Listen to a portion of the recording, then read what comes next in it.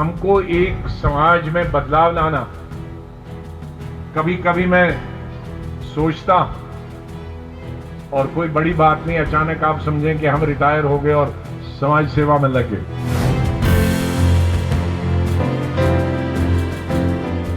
नमस्कार। देश की राजनीति का अहम हिस्सा कांग्रेस दिन पर दिन अपना जनाधार खोती जा रही है। वंशवाद का आरोप झेलने वाली पार्टी का वर्चस्व खतरे में पड़ता जा रहा है। वक्त रहते कांग्रेस को संभल जाना चाहिए, नहीं तो आने वाला वक्त खतरे की घंटी के साथ दस्तक देगा। सबसे बड़ी चिंता की बात यह है कि जनता का भरोसा खो रही कांग्रेस के अंदर भी कई ऐसे नेता हैं जो खुलकर इस बात की तस्दीक कर रही हैं। एक बाकायदा गुट बना हुआ है जिसका नाम G23 है। इसमें कांग्रेस के कई दिग्गज नेता शामिल हैं जो पार्टी के नेतृत्व पर सवाल उठाते रहे हैं। इन्हीं नेताओं में एक नाम वरिष्ठ नेता गुलाम नबी आजाद का भी शामिल है।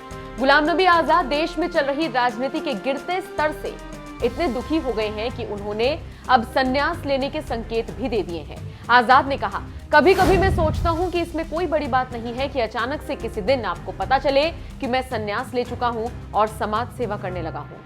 कांग्रेस नेता के इस बयान ने सियासी तपिश को बढ़ा दिया है। एक तो वैसे ही कांग्रेस की स्थिति खराब होती जा रही है और दूसरी तरफ बड़े बड़े नेता उसका साथ छोड़ते जा रहे हैं। अब अगर गुलाम नबी आजाद भी कांग्रेस छोड़ देते हैं या फिर राजनीति से ही संन्यास ले लेते हैं तो ये कांग्रेस के लिए किसी बड़े झटके से कम नहीं होगा। हाल ही में 5 राज्यों में मिली हार के बाद आजाद ने सोनिया गांधी से मुलाकात की थी। इसको लेकर उन्होंने कहा था कि सोनिया गांधी से मिलना कोई खबर नहीं है, वो उनसे मिलते ही रहते हैं। खैर, रविवार को जम्मू में आयोजित एक कार्यक्रम को संबोधित करते हुए जम्मू कश्मीर के पूर्व सीएम ने कहा, राजनीति से इतर हमें दुख सुख में एकजुट होना होगा।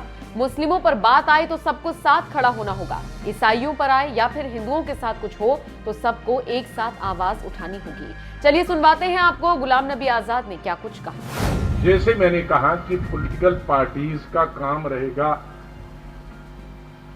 24/7 डिवाइड करना, बांटना, धर्म के नाम पे, कास्ट के नाम पे, वो मेरी पार्टी हो, दूसरे किसी पार्टी को, रीजनल हो, नेशनल, मैं किसी को माफ नहीं करूंगा। सिविल सोसाइटी को दिशा देना है, उसका वोट देने से कोई मतलब किसी को डाले, वो मैं नहीं कहता किसको वोट डालना,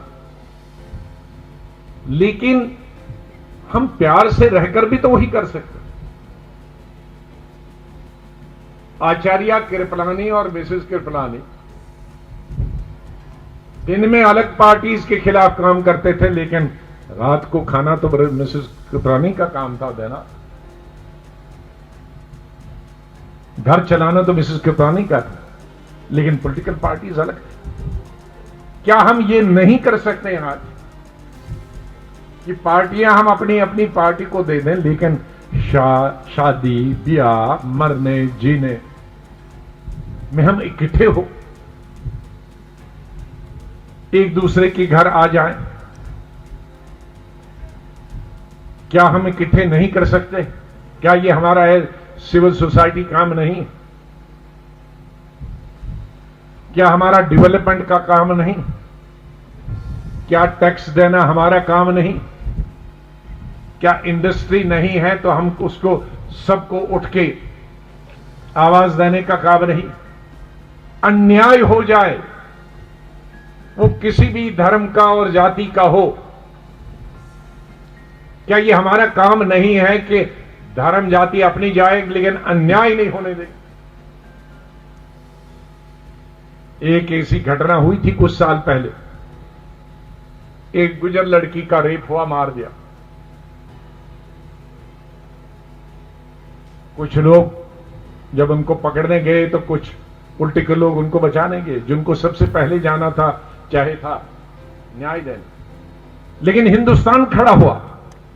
हिंदुस्तान का मुसलमान नहीं, हिंदुस्तान के मुसलमानों को तो 99% ये मालूम ही नहीं है कि गुजर भी ट्राइब है, क्योंकि नेशनल लेवल, क्योंकि पूरे हिंदुस्तान में गुजर मुसलमान सिर्फ जम्मू कश्मीर में है और अमेठी में और कहीं नहीं है हिंदुस्तान।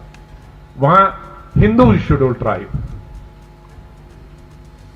बाद में मुस्लिम भी आए, लेकिन हिंदुस्तान के हिंदू सिख ईसाई मुसलमान आपने देखा बंबई कलकत्ता हैदराबाद साफ दिल्ली में मोमबत्तियां लेके हिंदुस्तान खड़ा हुआ। तो ये जम्मू ऐसा होना चाहिए, वो दलित के साथ हो, राजपूत के साथ हो, ब्राह्मण के साथ, मुसलमान के साथ हो, ईसाई के साथ। अगर ईसाई को कुछ हो गया तो सिर्फ ईसाई उठे, तो कितने घर हैं यहां, फिर आवाज कौन सुनेगा उनकी? सिख के साथ हुआ तो कितने हजार या कितने लाख हैं, कौन आवाज सुने? तो ये हमारा सिविल सोसाइटी का, we have to rise to the occasion. हमको एक समाज में बदलाव लाना।